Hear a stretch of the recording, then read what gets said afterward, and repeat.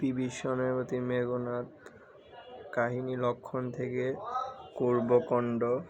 কুম্ভকর্ণের ছেলে তারপরে হলো বিভীষণ।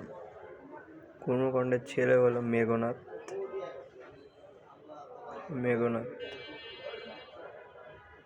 তারপরে বিভীষণের প্রতি মেঘনাদ কাহিনীটা আসে হলো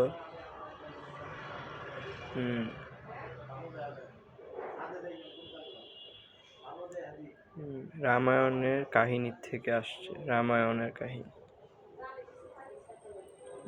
কাহিনী থেকে আসছে।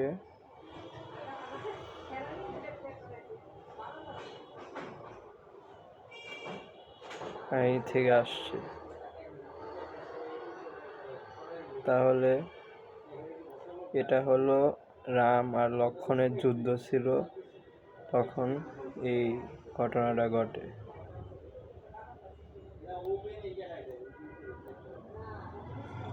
আর সেকেন্ডে হলো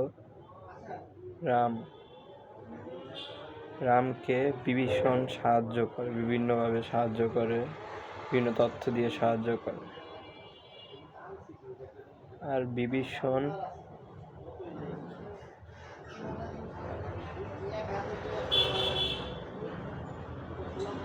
বিভীষণকে এই কারণে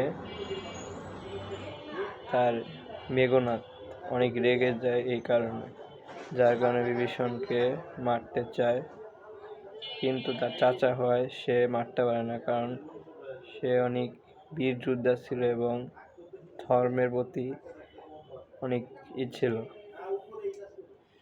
যাই হোক, এখান থেকে কিছু MCQ পাওয়া যায়, যা নিচে দেওয়া হলো।